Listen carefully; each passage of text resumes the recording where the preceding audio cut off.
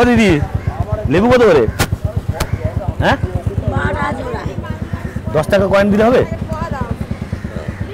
10 টাকা কয়েন নেবেন না কেন? দরদাম পর্যন্ত ঠিকই ছিল, বিপত্তি বাঁধল দাম মেটাতে গিয়ে। ক্রেতার হাতে 10 টাকার কয়েন দেখেই চমকে উঠলেন বিক্রেতা। একেই বলে বুদের ওপর বিস্ফোরা। নোট বদলের ঝক্কিতে যখন নাকের জলে চোখের জলে অবস্থা সাধারণ মানুষের, তখন হাতে থাকা কয়েন নিয়েও ঝামেলার শেষ নেই। রোজকার জীবনে নিত্য খিটিমিটি। 10 টাকা কয়েন আছে আমার কাছে, এমনি তো খুচরো নেই, বুঝতে পারছেন? হ্যাঁ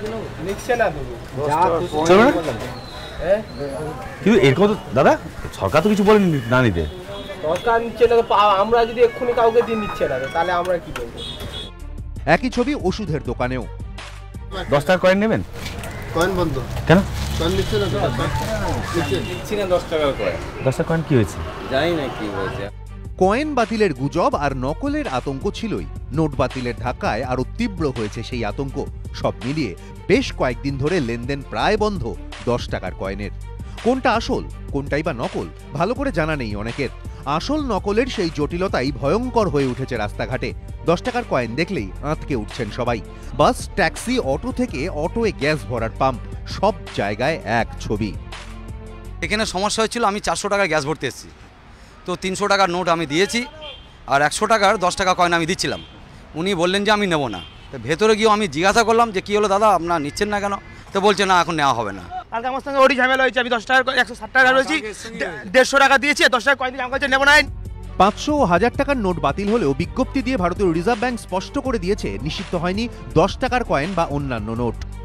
লোকের মধ্যে যদি আতঙ্ক না ছড়ায়, অর্থাৎ 10 টাকা মানেই হচ্ছে জাল, অতএব সেটা দেওয়াও চলবে না, নেওয়াও চলবে না, এই জায়গাটা যে তৈরি হয়েছে সেই জায়গাটা থেকে দূরে সরে আসে। এবং রিজার্ভ ব্যাংক থেকে ইতিমধ্যেই বিভিন্ন জায়গায় সেটা বলার চেষ্টা হয়েছে যে আতঙ্ক ছড়াবেন না।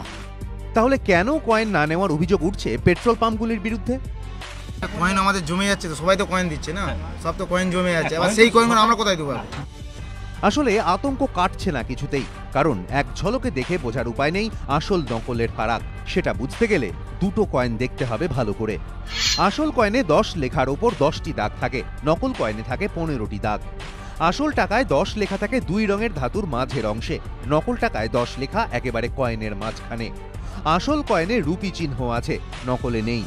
আসল টাকায় হিন্দিতে ভারত ও ইংরেজিতে ইন্ডিয়া লেখা রয়েছে দুপাশে, নকল টাকায় লেখা উপরে। আসল 10 টাকার কয়েনে অশোক স্তম্ভের ওপরেও নিচে কোনো দাগ নেই, নকল টাকায় অশোক স্তম্ভের নিচে 2টি দাগ আছে। একে নোট বদলের হয়রানি, অন্যদিকে শূন্য এটিএম, যন্ত্রণার পাহাড়ের মধ্যে বোঝা হয়ে দাঁড়িয়েছে 10 টাকার কয়েন। সব মিলিয়ে দুর্ভোগ সীমাহীন। অসংখ্য কয়েন হাতে থেকেও কপর্দক শূন্য সাধারণ মানুষ। নিমাই পান্ডা ও সমিত সেনগুপ্ত, এবিপি আনন্দ, কলকাতা।